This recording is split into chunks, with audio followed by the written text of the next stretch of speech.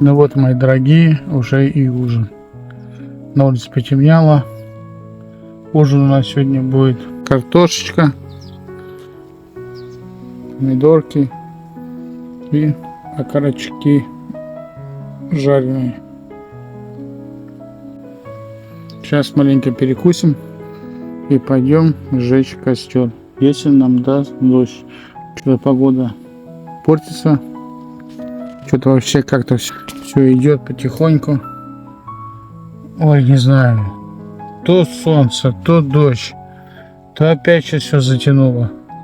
Костерок мы все-таки разожгли.